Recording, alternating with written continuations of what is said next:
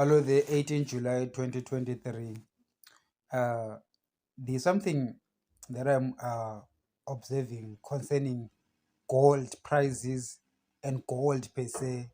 Since we're dealing with our friends, the gold mafia in Harare, there's something that I think they're not realizing and they're not paying attention to. And I think that they are running into a ditch without noticing, and I'm going to explain to you what I mean. If you look at the gold charts and gold prices and currency markets, and on a very long term scale, let me put what I, let me tell you my conclusion before I give you the evidence. My conclusion of the message I want to say in this video is this: fiat currencies are going to crash at some point. Global fiat currencies are essentially a huge Ponzi scheme that will end in a global hyperinflation. And that global hyperinflation will begin with a hyperinflating US dollar. The US dollar was taken out of the gold standard in 1971 by Richard Nixon because the American government was running deficits. And since then, the American government still runs deficits, and their deficits are increasing year after year. Well, right now, it's over $31 trillion their debt, and their GDP is around 21 trillion. We see they are fast going to 150% debt to GDP, and that could increase. It's the same thing is happening in the United Kingdom. There's predictions that in the year 2050, the United Kingdom's debt to GDP would be somewhere around 300%. Well, one ways in which governments are able to roll the can going forward is inducing some bit of inflation to it.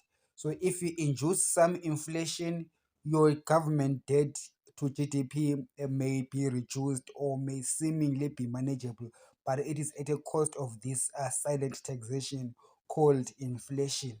So if there is no remedy inside, what may happen is that the inflation that the governments create and also fight, because I do believe that inflation is created and fought against willy-nilly by central banks. I do believe that quantitative is in QE 1, 2, 3 brought about the inflation that we had in the past 2, 3 years in the United States. And it is the same Federal Reserve that is fighting that inflation rate through raising interest rates. We're seeing global uh, central banks. They seem to be moving together, whether it's the US Federal Reserve or it's the Bank of England or the ECB and the Bank of Japan, except for the Chinese bank for other reasons. Most global central banks, whether it's also India, South Africa, all these other smaller ones, they have been following the cues of the American uh, central bank. To me, I'm seeing that this big Ponzi scheme is going to end when everybody loses their uh, faith in the US dollar. It might happen in one day, it might be slow train wreck. Whatever the case may be, whether it might happen this year, it might happen in 5 years' time, or 10 years, or 20 years' time, we do not know. But it is seemingly becoming a greater eventuality. And one ways of which you can begin to see this picture more clearly is by looking at the gold price. Look at the gold price. Okay, I will not go to 1971 when Richard Nixon removed the US dollar convertibility to gold. Let's go to 1980. Okay, there's a few comparisons I'm going to use, and then I will, at the end, I will tell you what I think the Zimbabwean government should do and what the Reserve Bank of Zimbabwe must do, and for Zimbabwe to win. Because if we don't do something properly, we will lose. when the world gets into a place where it loses confidence in the US dollar, and we get this very high inflation in the US dollar. First, before you go to hyperinflation, you've got very high inflation in the US dollar. It's going to bring the same inflation to all other currencies. All right. And I'm telling you, there's one thing that is going to win, and that is gold and silver prices. But I'm not gonna look at the silver prices because silver prices usually mirror gold prices. So I'm just gonna focus on gold, and because gold is more available than silver, and yeah.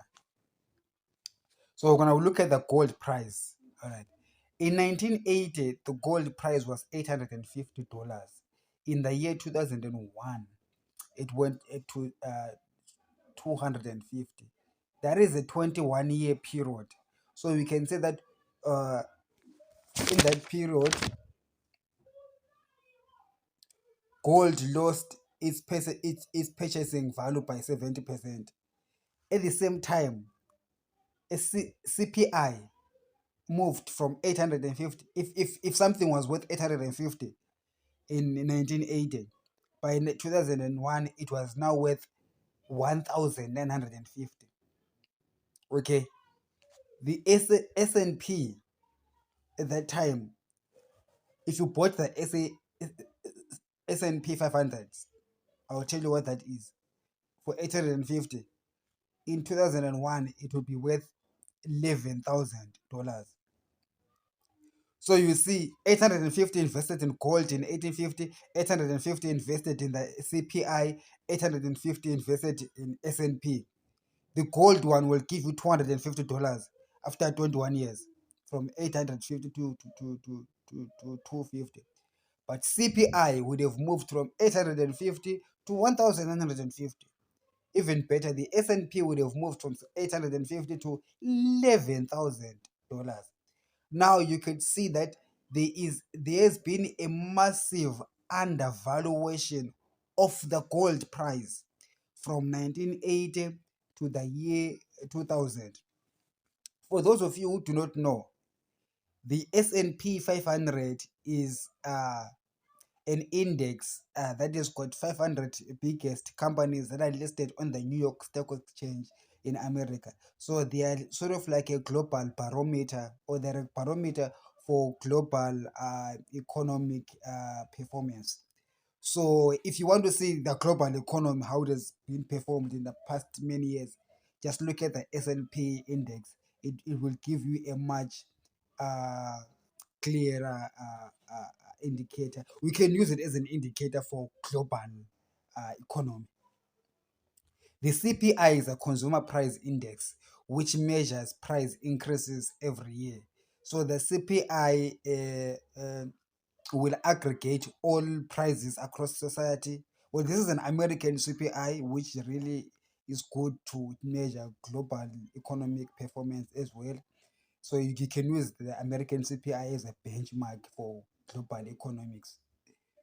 It's more or less mirroring the global economy. So yeah, you will see that time that gold lost 70%. Let us move on. Uh, another comparison. 1980 to 2013. Okay, where am I now? Let me not confuse myself.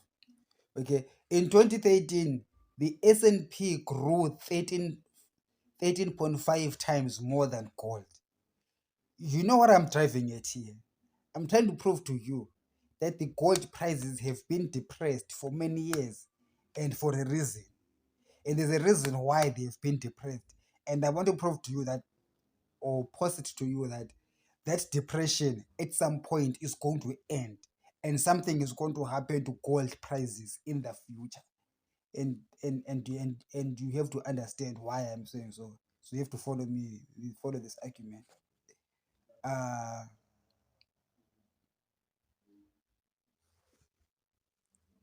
Uh, let's look at get another comparison. Gold prices in 1979 was 512. In 2013, it's 1,370.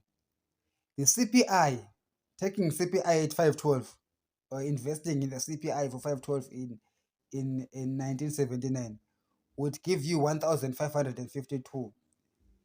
now, which is more or less in the same line with gold. Now, it means that from the year 2001, all right, to 2008, gold prices rose to be at par with inflation, which means that from 1979 to 2001, gold prices were extremely depressed, whilst the CPI and the S&P were going up high. So from 2001 to 2008, you begin to see a change in the prices of gold as compared to the CPI and the S&P. So they rose 6 times very fast to catch up with the CPI. That was in 2008. It coincided with the global financial crash. And after the crash, we saw that there was a dip in the price of gold. Please follow me. There is something important that I need to highlight concerning the price of gold. And that's why I keep on talking about these historical chart progressions. From okay, all right, let's move to the next period. In November 2013, the S&P was 1,782, but in May 2020 it was 2,930, which was up 64.4% in 6.5 years. At the same time, gold in November 2013 was 1,286. By May 2020, it was 1,702. It was up 32.3%, an average annualized rate of return of 4%, whilst the S&P would have given in the same period, 6.5 years from 2013 to 2020, an annualized 10 annualized inflation, an annual the S&P would have given you an annualized rate of return of 10.1%, much better than gold. Now, what is the point of telling you all of these things? Is that there has been in the past 30 or 40 years or so a global rush towards accumulating gold by the bigger powers. I'm revealing to you something that the smaller countries are not aware of. And for them to be able to accumulate gold, they had to suppress the price of gold through various ways. I mean, there has been a lot of accusations in the past years about the suppression of gold in the London commodity markets, the use of paper gold is a way of suppressing gold prices. Remember that these big countries do not produce gold in their countries. Gold is produced in countries like Zimbabwe, poor countries.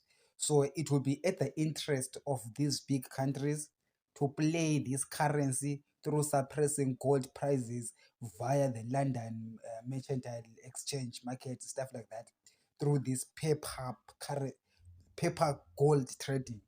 Do you understand? If you don't understand, don't worry. The gold mafias, they do. If you're just an ordinary Zimbabwean and you don't understand what I'm saying, if you're lost, it's fine. Live it like that. Let me talk to the gold mafias in Zimbabwe. I want to show the gold mafia in Zimbabwe that we're making a mistake. And this is the reason why I'm making this video. The mistake is this. Having proven by these gold charts that show you that the gold price has been severely suppressed over the past 30 years. And I'm telling you the reason is for the sake of accumulation. It's because in 1971, the American government took themselves out of the gold standards. Wait a minute. So when the American government took itself out of the gold standard, do you know what the reason was? The reason was because as they were printing more American dollars, they printed more dollars than the gold reserves that we were holding for countries. So when countries started to demand their gold prices, President Nixon knew that he doesn't have the gold to give the countries. So he took the US dollar out of the gold standard because they didn't have that gold. So the American government was running a deficit on gold reserves. So the American government's deficit is on gold reserves. So the play here is all about gold reserves.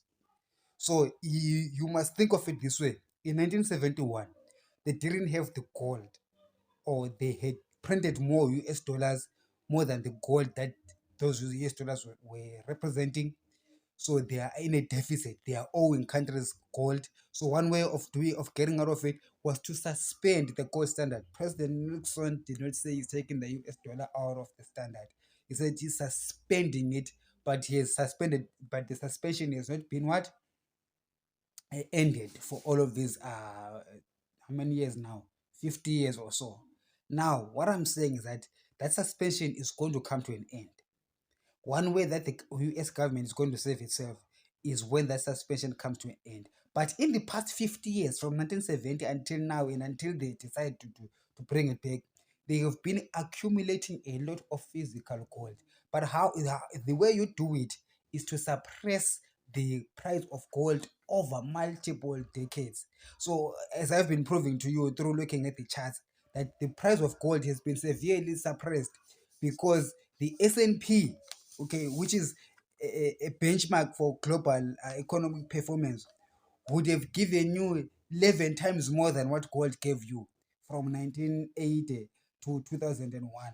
Meaning that during those times, they were accumulating gold. Even, I mean, even if gold did go to meet the CPI in 2008, uh, and then after 2008, it went down again. Basically, what I'm accusing them of without any evidence, so that you can know. Okay, it's what I'm smelling. When there's smoke, there is fire. I can see smoke, I don't see the fire, but I'm seeing the smoke. I might just as well conclude that there is fire. Understand? So the accumulation has been going on for a long time, and you will see that once the accumulation phase has ended, and now we're now pumping, because it's a huge pump and dump system. You will have a situation where countries like Zimbabwe that mine gold, instead of Zimbabweans being clever and keeping gold in the country, they are selling gold to Dubai and being given US dollars. Because you people love US dollars too much over the real currency, which is gold, you are going to be left with worthless US dollars when hyperinflation comes in US dollar terms. You'll be left with US dollars that are losing value whilst they are carrying Zimbabwean gold, which is a real value. At that time, because the price of gold is manipulated anyway in the London markets and New York markets, so I accuse them without evidence. I'm alleging it, okay, because I'm seeing the smoke, but I'm not seeing the fire, okay. But there is smoke. You might as well just come to a conclusion that there is fire. All right. So what's going to happen now is that when that time comes, when hyperinflation comes, the price of gold will rise dramatically. Number one. Number two, that suspension, or that what can I say? That crashing of the price of gold that I'm suspecting is going to be stopped. On the contrary, the opposite will happen. The manipulation will be on the upside to bring the price of gold extremely so high, such that those that sold their gold and were given US dollars, when they are when when they want to convert those US dollars to gold again, they will figure out that they'll be getting less gold than the gold that they gave away to receive the same US dollars. So in Zimbabwe, we are making a long-term era of actually selling our gold. We should be keeping the gold instead of selling the gold. India is doing a good thing by allowing its citizens to keep gold. Zimbabwe came up with gold coins, which was quite a good thing, but I do not know how effective it has been. But we still have a problem of this gold licensing. People must be allowed to own gold illegally. Do you know that in the United States, they don't allow people to own gold? It's not legal. Do you know why? Because the US government is in a process of paying its historic debt. It's an economic debt, right? what the US government really owes, don't worry about the billions of US dollars or trillions. No, no, no. It's the gold that they owe as far as economics is concerned. So they had to get that gold back in the past 50 years through suppressing gold prices and getting back at and whilst they were printing US dollars. So now when they have accumulated all that gold with them and they've got worthless US dollars around the world, then they're able to take the US dollar back to the gold standard. But you people in the world are going to be left with worthless US dollars that are going to be at hyperinflating and they'll be carrying the real gold. Obviously, from Zimbabwe, it goes to South Africa, then goes to Mauritius, to Dubai, then to what you call it, Switzerland. In Switzerland, you know, Moses, that's the Bank of International Settlement. Who owns that thing? It's the same people who run the world, the Americans, British, Swiss, same WhatsApp group.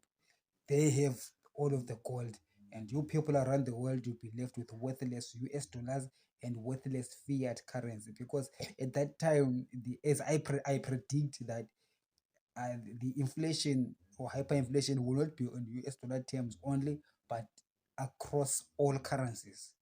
So all currencies begin to lose value.